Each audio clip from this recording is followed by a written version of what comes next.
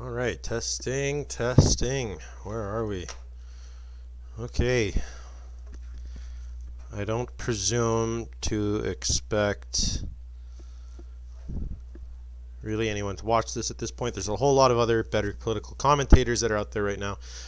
If you are watching this and you do not know the circumstances that this video is being filmed, Queen Elizabeth II, the symbolic and sometimes functional monarch of the United Kingdom, has passed away at the age of 96.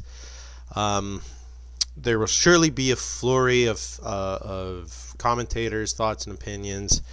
And I think it's a really interesting moment to discuss. So what I'm noticing from news coverage is a lot about people being ultimately aware that this was bound to happen sooner rather than later due to the Queen's age and health diagnoses. I believe she had issues with her arteries in her legs, so which affected her mobility and is, from what I understand, fairly dangerous. So it was bound to happen. So people have accepted that. The news coverage is accepting that this death, and then kind of comparing it to the future. So the big one is kind of the lamenting of now King Charles being the new monarch. Now it's been really interesting. I've actually been listening to the radio discussing this. So a lot of old media, and I think it's fairly overrepresentative or overrepresenting kind of like prevailing opinions, especially from a younger perspective. Speaking for my personal experiences, I've seen many of my elder family members and even middle age have way more respect and admiration of the Queen and the royal family than any of my peers.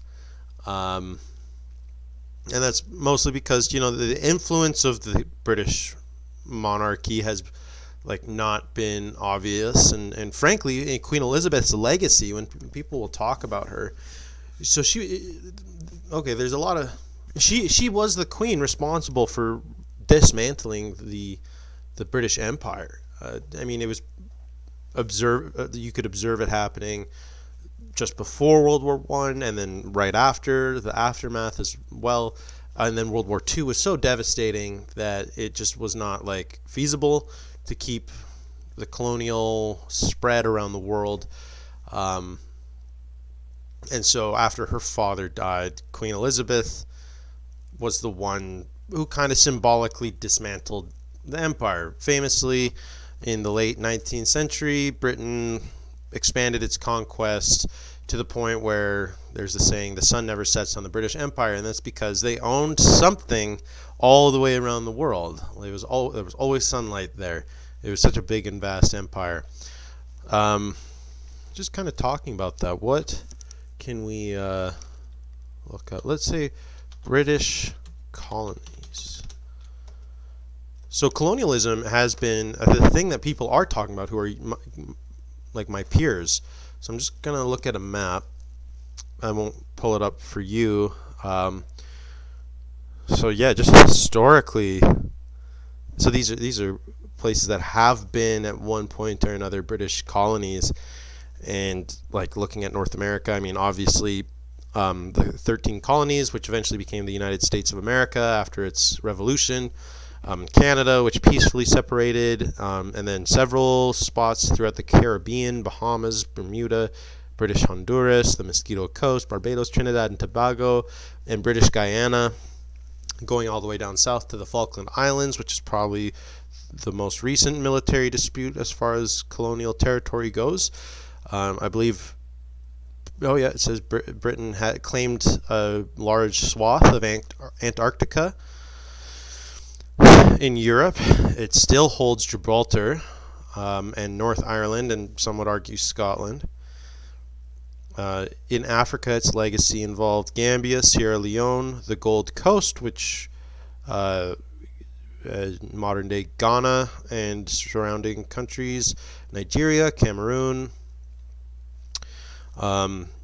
and then owning this really interesting line of countries, basically from Egypt to South Africa, everything. In the Middle East, Iraq, Israel, Jordan, what is now Oman and Yemen, India, Pakistan, Bangladesh, I think Malaysia, Borneo, Brunei, Hong Kong, Papua New Guinea, a lot of the South Pacific Islands, not most, but many of them, Australia, New Zealand. So big, big empire.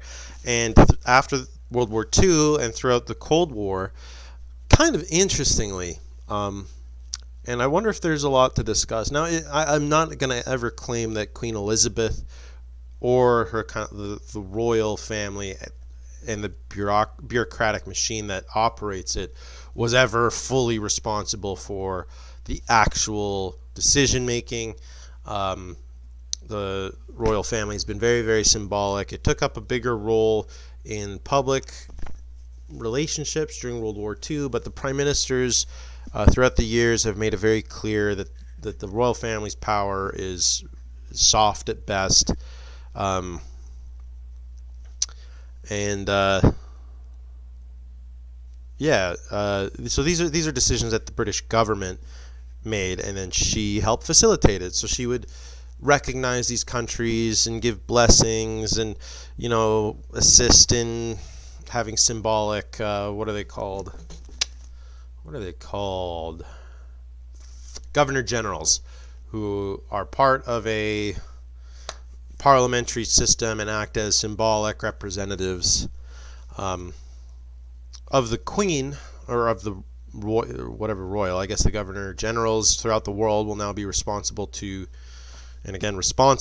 King Charles. But yeah, so that's a lot of territory. Timing wise, I think that was a very interesting political,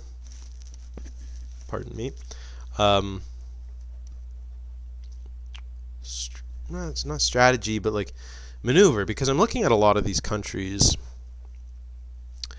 and Africa, really, there was a lot of civil war every time the British left. I'm just kind of guessing. I'm not guessing, but I'm like recalling what I know of history of these places, and I'm sure Britain being there and their establishment didn't really help in stabilizing.